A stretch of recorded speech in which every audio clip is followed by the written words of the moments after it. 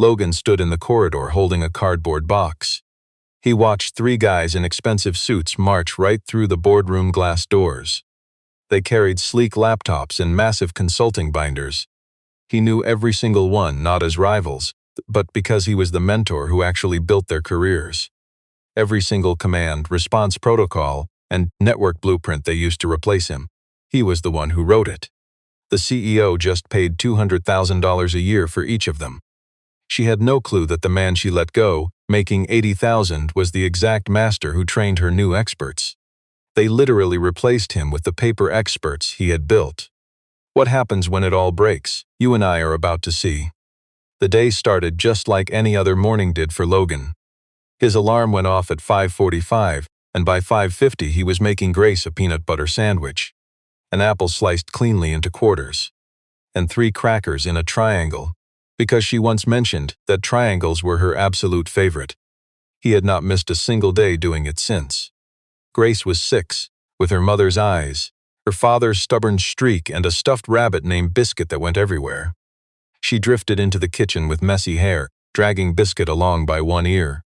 Then she scrambled onto her usual bar stool, which was never a graceful process. Just a kid throwing her entire little body right into the effort. "Daddy," she asked, "are you going to get yelled at today?" Logan packed up the lunchbox. "Nobody yells at me at work, sweetie." "Tommy's dad does. He says his boss has a really loud voice." "My boss doesn't yell," he smiled, tucking a wild strand of hair behind her ear. "She mostly just sends emails." Grace processed this with that serious look of a kid weighing if cold emails were actually worse than yelling. She ate her cereal, and Logan grabbed his jacket, the same gray utility jacket he wore every single day. The gray fabric on his sleeve was slightly frayed from 3 years of rubbing against workstation desks. He tied her shoes and they headed out together at 6:30. She held his hand tightly, with Biscuit tucked securely under her other arm. Looking at Logan in those scuffed shoes, nobody would have guessed he was the genius behind the entire system. And that was entirely by design. It was a conscious choice he made 3 years back, and he had never regretted it. Nexora Systems occupied 12 floors of a downtown high-rise, employing nearly 1,400 workers. They built and managed massive enterprise network infrastructures, the unseen digital plumbing that kept giant corporate systems running smoothly. Their flagship enterprise software was Nexora Grid, a distributed network engine serving 47 massive corporate clients simultaneously, managing massive transaction streams, critical databases, and urgent communications for multiple industries. Without it, major banks simply could not process overnight transactions on time. The largest logistics firm in Dallas could not track its shipping fleet. Huge regional hospital systems across the entire mid-Atlantic area could not transfer crucial patient records between facilities fast enough to save lives. The grid was never flashy, but it was absolutely essential. You and I know how these systems work, completely invisible until they crash, and then they are all that matters. On paper, Logan was only listed as a senior maintenance tech. He chose that modest title himself, preferring real hands-on mastery over corporate politics and useless credentials. The clerk processing his paperwork. They barely blinked at his request because nobody ever steps downward. Corporate has no process for questioning a voluntary demotion. You and I know this system. Before that quiet, drama-free request, Logan was Nexora's master systems architect. He built their entire digital grid from scratch. He spent 14 grueling months coding the core routing logic. He tested system vulnerabilities on a cheap workstation in a spare bedroom, while his little girl, Grace, slept soundly in the next room. He engineered the thermal management module. He created a custom subsystem named Thermal Sync because no off-the-shelf product could survive the brutal server load and the suffocating heat their data centers produced every summer. He personally trained the technicians who ran his creation. He authored the guides and handled every technical review himself. Let's be honest, for 4 years his practical engineering kept a billion-dollar company alive. Then tragedy struck when his wife died. He stayed silent. He simply told human resources he needed less stress for personal reasons. Corporate merely shrugged, slid some paperwork over, and he signed. The following Monday, he started working as a simple maintenance tech. Week after week, the legendary architect dissolved into a quiet guy pushing a tool cart down the halls. Deep down, in a quiet place free of corporate ego and titles, he actually preferred this life. The daily tasks were simple. Things broke. He repaired them. A server needed testing. He did it. No one dragged him into endless strategy meetings about market branding. No one sent him pointless presentation decks. He just fixed things. He went home, cooked dinner, and read grace stories. He finally slept with a peaceful mind. No more stressing over code errors at 2 in the morning. His life was no longer glamorous, but it gave him grace. And his little girl was the only real success that mattered to him. Every morning he walked down the cold server hallway toward his desk. And every single day he paused for just a moment near the main server racks. Not long enough to look suspicious, just long enough to listen closely. His years of true mastery let him decode the hum and airflow, knowing instantly if everything ran clean. He knew the system's pulse, like a father knows the quiet creaks of his own home in the pitch black. He knew exactly which cooling fans strained under a heavy workload. He recognized the slight rattle Node 7 made when the ambient heat in that corner exceeded 92 degrees Fahrenheit. He possessed real wisdom missing from glossy company manuals because half of what he learned was never written down, and the rest was buried in legacy folders where those new high-degree experts never bothered to look. He also saw right through Dominic, the highly credentialed chief operating officer. At 45, he was a corporate player wearing authority like an expensive luxury watch, always scanning the room to ensure everyone noticed his presence. 8 years at the firm gave him a sharp knack for identifying exactly which workers possessed the actual hands-on mastery that threatened his paper authority. We all know the type. Logan had that deep, undeniable expertise not because he chased titles. Truth is, Logan was never a threat. But during a routine storage audit, the veteran tech accidentally opened a hidden directory. He never expected to find anything strange. Instead, he uncovered encrypted messages tied directly to Dominic and an outside agency holding zero official ties to the company. The quiet veteran never opened those files. He just noted the path and moved on. It was not his business. He did not go looking for trouble, and he did not want to disrupt the company he built. But his veteran mind logged it like everything else, quietly, accurately, and permanently. Dominic had no idea what the quiet master had stumbled across. But slick politicians like Dominic are always hyper-aware of any potential threat. And Logan represented a level of deep knowledge that Dominic simply could not tolerate. A quiet master with total system access, a perfect memory, and zero reason to keep a corrupt executive's dirty secrets. So when the board named Evelyn as the new chief executive 6 weeks ago, Dominic knew right away he had been handed the perfect opportunity. A fresh executive has no idea who actually runs the machinery. She would need someone to tell her what mattered and what did not. And Dominic was dangerously skilled at offering exactly that kind of advice. Evelyn had just arrived at the firm straight from a high-end consulting agency, where she spent 9 solid years telling giant corporations how to run their businesses. She was 35, highly disciplined, confident, and obsessed with elite credentials. She analyzed corporate spreadsheets the way we read thrillers, fast, hungry, looking for patterns but missing the human element. But what she did not understand was that true expertise is not on paper, it lies in the hands holding up her fancy org chart. She was operating entirely on handed-down files, neat reports, and the highly biased opinions of people who were in many cases simply feeding her a story that served their own greedy corporate goals. Dominic was the smoothest corporate salesman she had ever encountered. His paperwork looked flawless, his arguments flowed, and his slides featured cherry-picked data that made his lies sound like absolute facts. His slick proposal for restructuring the workforce was 42 pages long.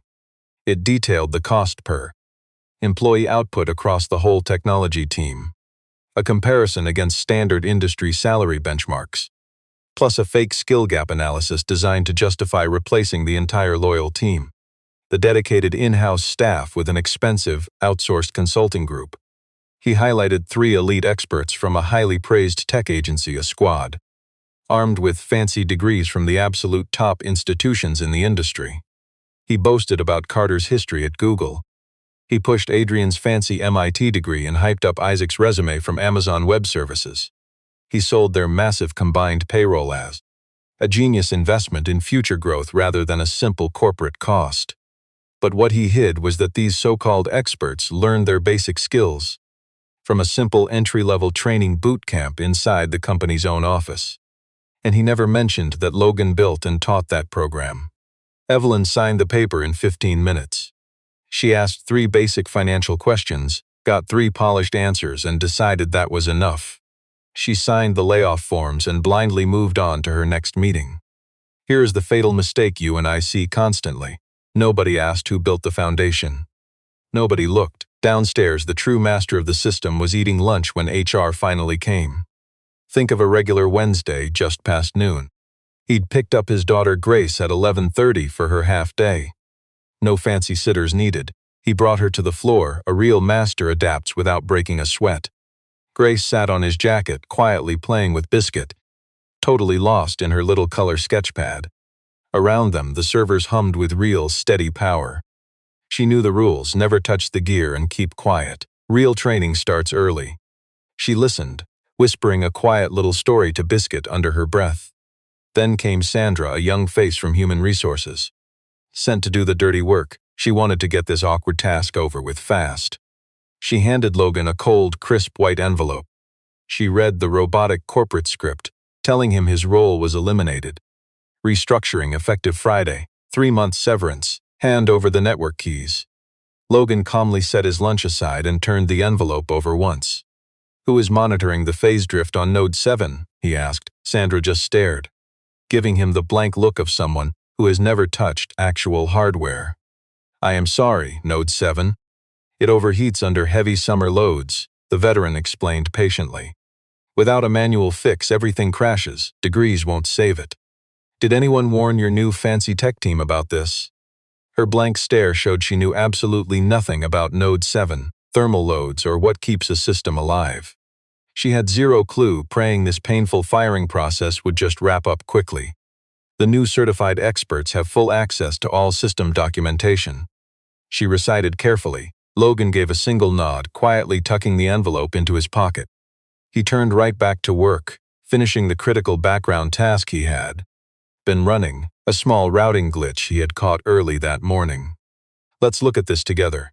A tiny glitch today becomes tomorrow's disaster without real expertise. He patched the code, double-checked the log, saved his work, and slowly stood. Thank you, Sandra, he murmured, draping his jacket over one arm. He gathered little Grace's sketchpad and crayons, handing them back with a smile. Grace grabbed her rabbit, stood tall, and they walked out of there together. They quietly crossed the main floor, heading straight for the elevators. Passing the boardroom, they saw 3 shiny new experts in tailored suits getting a tour from Dominic. A few curious employees stood around watching the shiny new certificates walk in. Someone actually clapped, but one of those highly paid experts, Carter, noticed Logan. He froze mid-sentence, his gaze drifting right past Dominic's shoulder, locking onto the real master, holding a box next to his daughter. Pure recognition flashed across the expert's face. Then a deeper respect. The new expert half raised a hand to his master. Dominic quickly stepped in, pulling Carter's focus back. The rare moment evaporated. Up above, the CEO stood at the stairs, looking down at her kingdom. She watched her expensive team, confident that shiny degrees outweighed years of sweat, until her eyes caught the real veteran carrying his box toward the exit. His little girl walked right beside him, clutching her stuffed toy rabbit.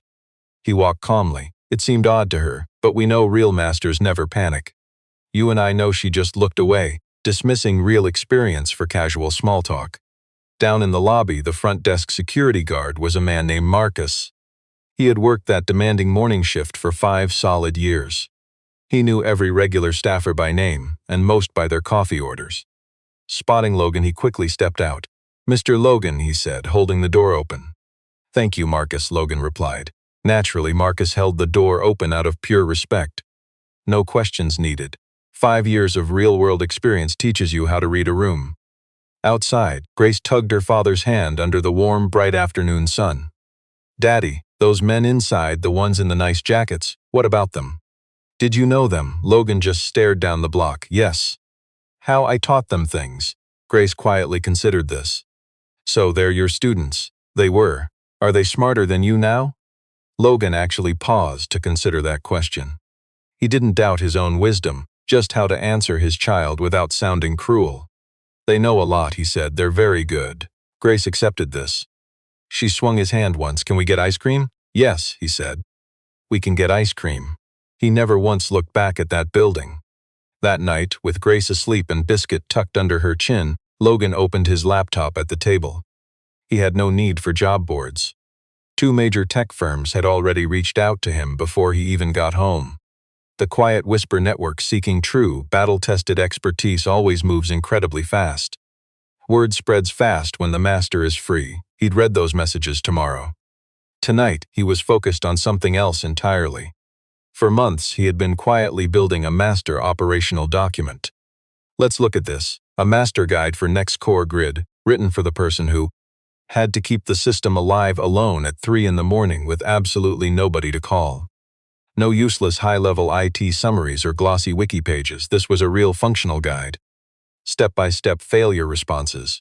Hidden edge cases cataloged by the exact conditions that triggered them. Manual override sequences for every single known anomaly. And right at the center of it, a detailed entry on thermals. His custom-built module, which remained completely invisible and undocumented in the official systems. The exact subsystem managing Node 7's thermal behavior during heavy summer load conditions.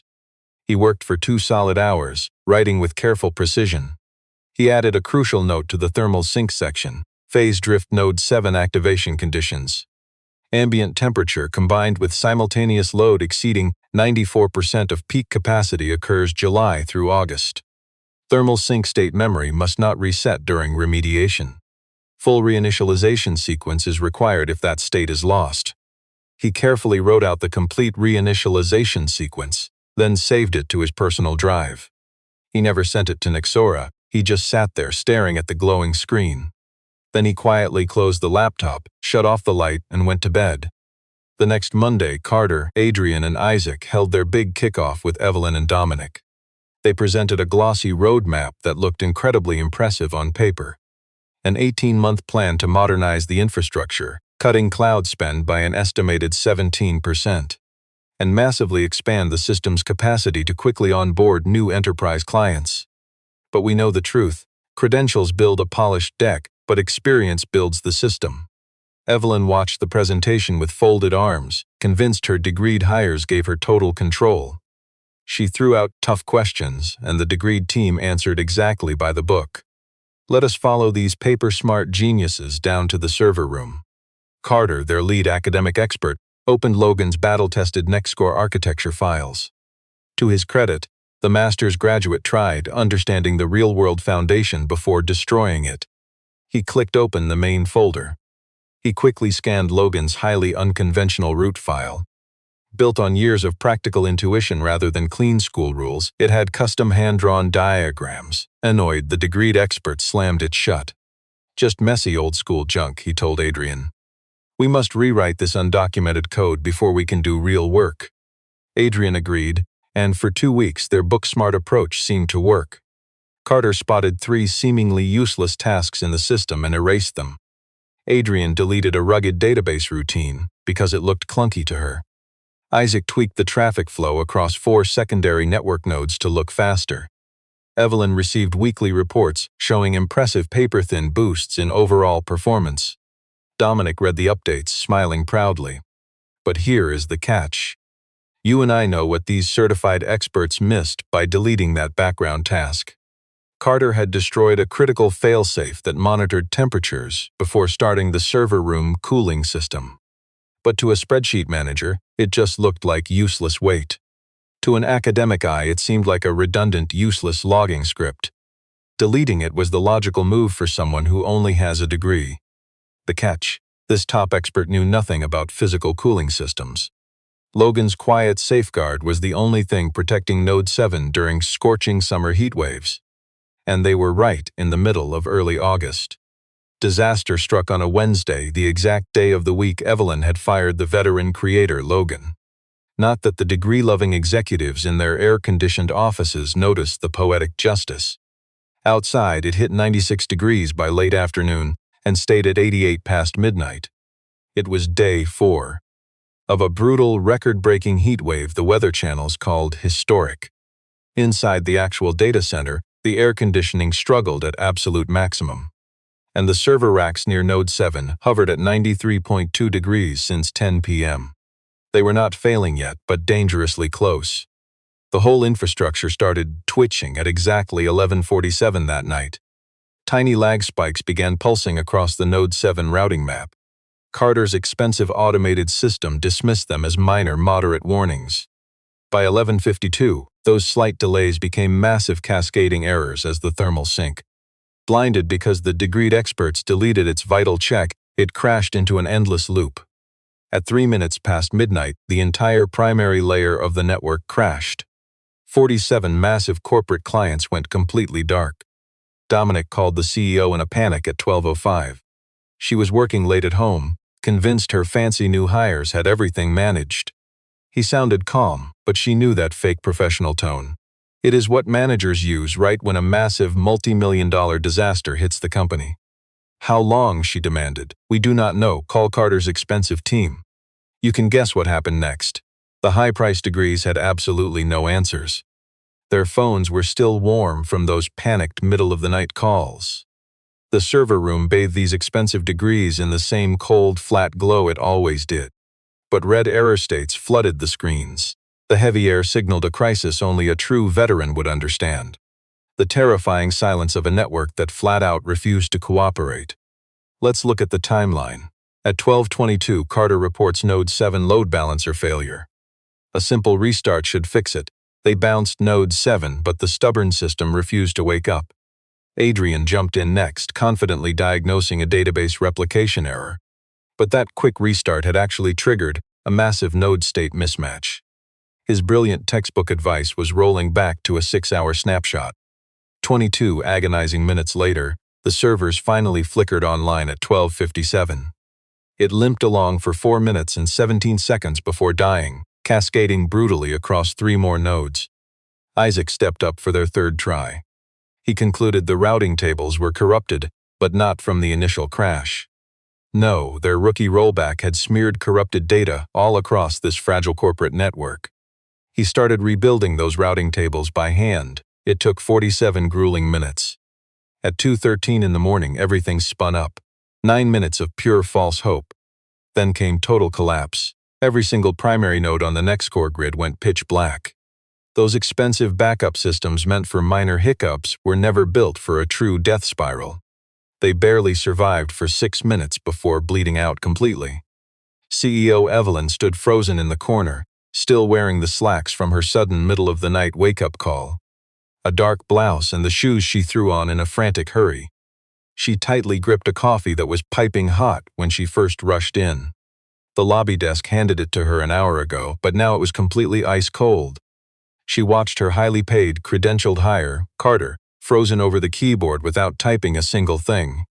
She watched Adrian blindly scrolling through the exact same server logs for the 5th time. She watched Isaac staring blankly at the screen, displaying his failed routing log. It was a look she had never seen on a so-called expert, a hollow, helpless expression she couldn't even name yet. But deep down, you and I know exactly what that look meant. He had hit the absolute limit of his textbook theories and was totally blind beyond them. She looked at Dominic, who just stood by the server room door with his arms tightly crossed. He wasn't even pretending to analyze the monitors anymore. He just stared quietly at the floor. His face looked pale and gray, and it wasn't from the overhead glare. "Find a solution," she demanded. At 2:17 in the morning, Carter sat completely paralyzed, alone at his master terminal. The other experts fled to the hallway, where Adrian was making frantic phone calls. Isaac desperately scrolled through documentation, but Carter knew those useless pages wouldn't help. He just sat there, staring blankly into the dark abyss of the terminal, staring the way a certified expert does when a simple bug becomes a ghost in the machine. His panicked mind drifted back to the complex system architecture file he had smugly dismissed after 2 minutes just 3 weeks ago. He pictured those messy, hand-drawn diagrams that defied every clean corporate standard. He suddenly remembered a brief training session he had sat through 4 years ago in a cramped conference room, back when he was 25 and just a green engineer at Nexora, and that quiet old veteran in a plain, gray jacket sketching a messy whiteboard diagram, patiently explaining the complex invisible system of thermal state drift, proving that true mastery requires lived experience, not just a degree. You and I know real network engineering is built on mastery, not diplomas. Carter grabbed his phone, searching for the master architect he had not called in years. 3 rings. Carter sighed into the receiver. You already know what's happening. I left a strict condition inside Node 7 before I was let go, Logan stated flatly. His calm tone came naturally, the quiet confidence of a true creator.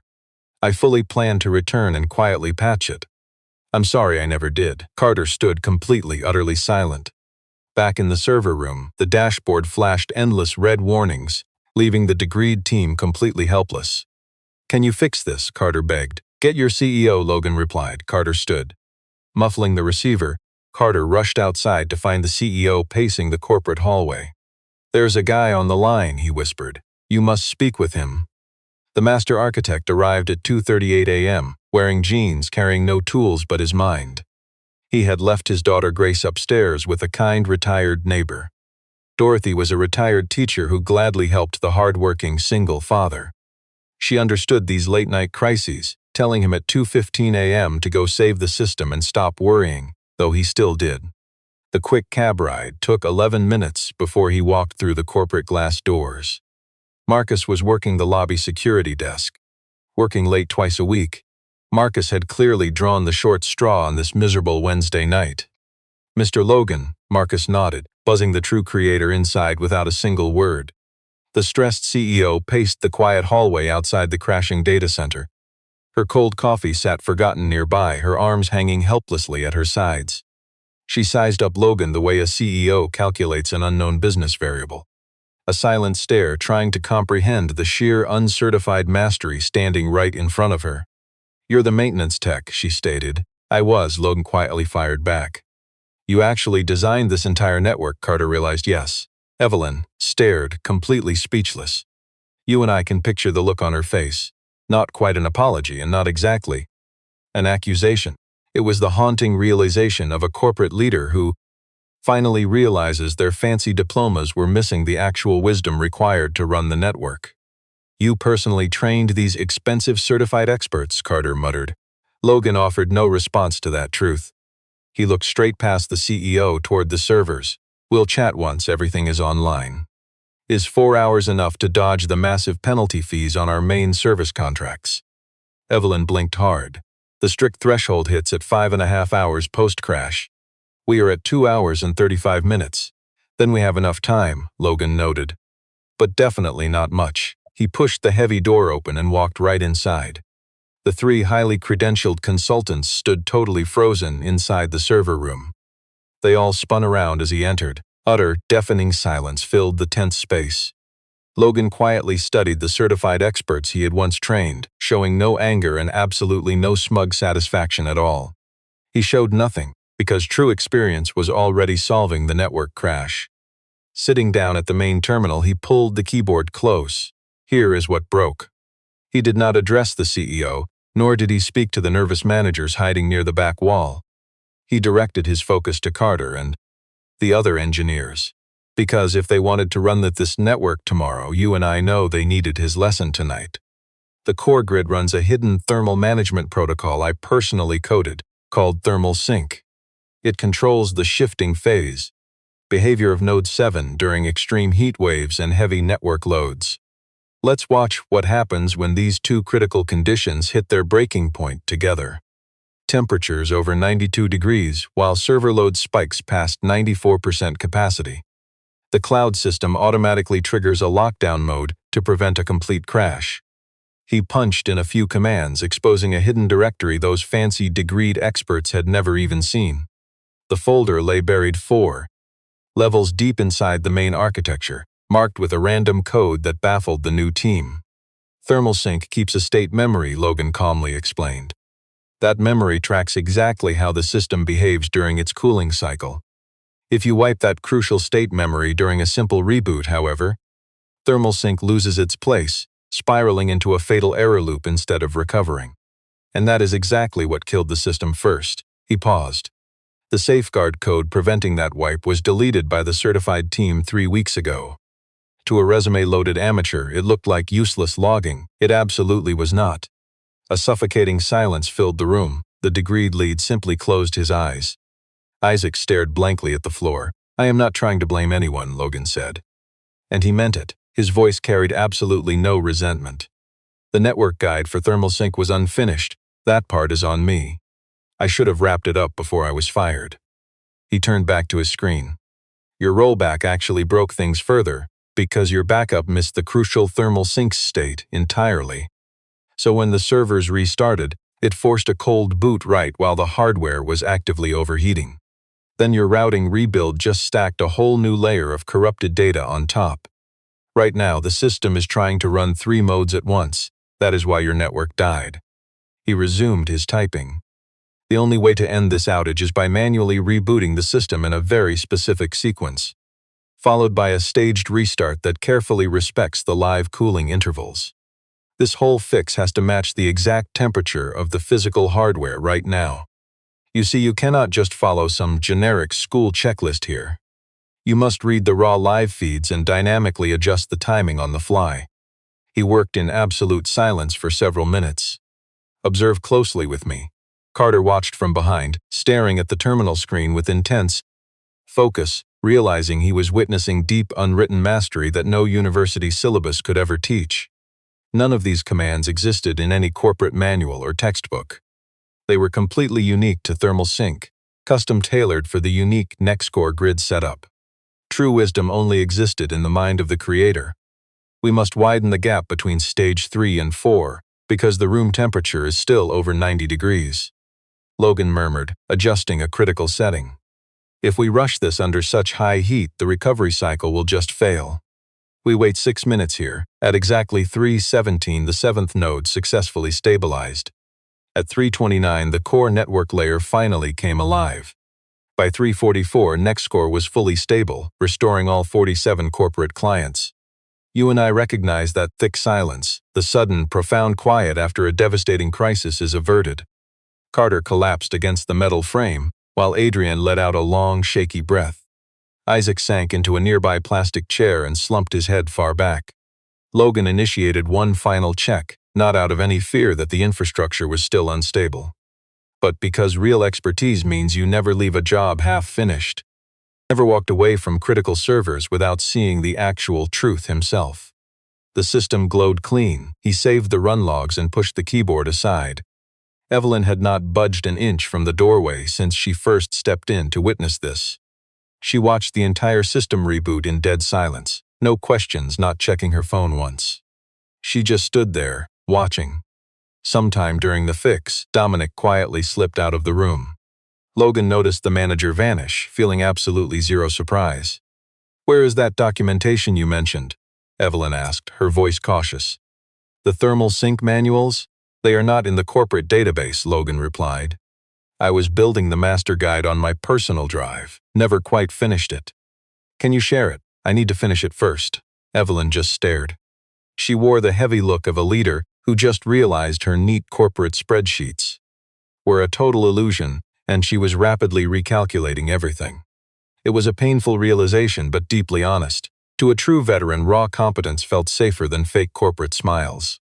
The degreed, expensive experts quietly slipped out for coffee. Isaac followed them. With the heavy door shut, the massive server room fell silent. Nothing remained but the steady, breathing hum of the machines. You and I know this quiet. It was the hum Logan used to anchor himself every single morning for 3 years. The invisible pulse confirming his system was running exactly as he built it. Evelyn sank into the chair the paper's certified expert had left empty. She studied Logan like he was a complex corporate puzzle she was desperately trying to crack. Dead serious, no more games. "I need to understand something," she said. "When human resources fired you, why did you not defend your invisible work? Why hide your history with the servers?" Logan weighed his words carefully, choosing the raw truth because real experience has no filter. "Because you had already made your call based on a piece." of paper labeling me as a basic maintenance technician. Nothing I could have said right then would have broken through the massive corporate blind spot you had. Real context takes hours. We only had a brief, awkward hallway chat. You could have booked a meeting. I could have, he agreed. I asked your human resources rep who would manage the Node 7 servers once I vanished. She stared at me completely blankly. That proved my invisible labor would never register with anyone in upper management. Evelyn stared at the monitor, which was still flashing the pristine system diagnostics. The manual you left behind partially warned us, but it was incomplete. He paused. I warned them out loud as much as the room allowed me to speak. It was not enough, my fault. A heavy silence settled in between them. Let's look closely here. It was the rare silence of two leaders finally recognizing where real expertise lies. Dominic pitched the entire restructuring plan to me. Evelyn whispered, he never mentioned you built the network or trained those expensive incoming consultants. No, Logan replied softly. He wouldn't dare. She met his eyes. Why keep that secret? Logan stayed quiet for a few seconds. Look, there is a hidden folder in the storage drive. I will write down the path. I strongly suggest you read it before having another chat with Dominic about his master plan. We see this so often. He scribbled the hidden path on a sticky note and slid it across her desk. Evelyn could only stare at it. She grabbed her phone, digging past the fancy interfaces to trace the hidden path. 4 heavy minutes ticked by in total silence. Her face remained blank, but the quiet in the room shifted. It was the frozen shock of an executive realizing her highly paid experts lied. That the real cost was entirely different from the expensive illusion she bought.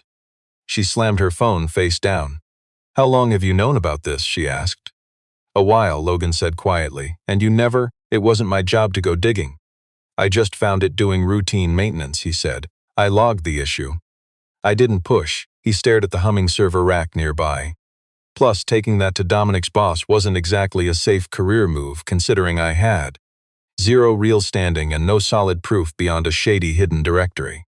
Evelyn processed that quietly. You and I know that. Look, when an executive realizes a degree cannot buy true competence. It confirmed what the quiet craftsman had been figuring out about her all night. She never let raw emotion leak out until she had fully mapped the entire mess. She was sharp, but her credentialed experts handed her a bad map. But how she handled this brutal truth proved she valued real experience over fancy credentials. I want to make you an offer, she finally said. I should have offered this 9 days ago, back when I trusted paper over talent. I want you back at Nexora, but not in some invisible underpaid role. I want you in the role that matches your true expertise, Chief Infrastructure Officer. You'll run all system architecture and operations, reporting straight to me. You will get the budget and team to build the solid foundation we needed years ago. Logan did not answer right away. He just stared at the monitor. He glanced down at the scrap of paper containing the path he had found. He thought about little Grace, fast asleep in their quiet, modest apartment. Right beneath Dorothy's place, her cat, her messy drawings on the fridge, and those worn sneakers she would outgrow by the time autumn arrived. I need to take Grace to school in the morning, he said. Evelyn blinked in surprise. Give me 1 day, he added. I will give you a final answer by tomorrow evening. He stood up slowly, grabbing his worn jacket from the chair. He gave the terminal one last look, not because any bugs remained to be fixed, but the way a true craftsman looks at his creation, knowing he made it work when the certified experts failed. The server room door swung open, and Carter walked in holding 2 steaming coffees. He froze the second he saw the master coder putting on his jacket. He awkwardly offered a cup, and Logan took a long, quiet sip while standing there. You should review those architecture notes on E9, Logan muttered. Not because it is broken, but because how I solved that load distribution is the purest piece of work I ever built. You need to genuinely understand why the system actually works. Carter just gripped his warm coffee cup with both hands. A mix of regret and sudden respect washed over the credentialed junior. He nodded. Logan put his cup down, gave Carter a brief, unceremonious handshake, and let go. He gave Evelyn a slight nod, then walked straight out of the server room. 6:12 in the morning. As he left, you and I could see the sky finally brightening.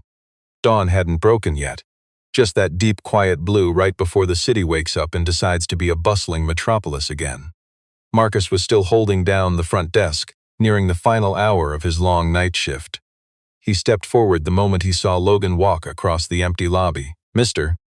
Logan," he said, holding open the heavy glass door. "Good morning, Marcus," Logan replied casually. "Thank you. Long night?" Logan thought about it for a second. "Productive," he finally replied. Walking outside, the early morning air was still holding on to the heat of the previous day. The stifling summer heat hadn't broken just yet, but there was a faint hint of a morning breeze. Logan stood there on the quiet sidewalk for a moment, staring out into the empty streets. He pulled out his phone and sent a quick text to Dorothy, "Home in 20 minutes. Thank you." Then he quickly sent a second one, "Tell Grace I will make the good pancakes." He pocketed his phone and raised a quiet hand to signal a passing taxi. He still didn't know what to tell the chief executive officer, Evelyn. Was returning to a place that valued degrees over real mastery even worth it? This massive, credential-obsessed tech corporation had fired him just 9 short days ago. They blamed him for a massive system failure that actually existed at multiple management levels. Fixing a catastrophic IT infrastructure collapse required deep operational wisdom, not just a fancy degree or a reshuffled chart. Logan understood this deeply. But he wasn't sure if correcting their ignorance was enough reason to say yes to them. But here is what he did know. Little Grace would be wide awake in exactly 40 minutes. And she would instantly want to know if today was a special pancake morning or a boring cereal morning. And he had just promised his sweet little girl those special homemade pancakes. You and I both know that a promise made to a 6-year-old girl with her mother's eyes and her father's quiet resolve is not something you break over petty corporate tech politics.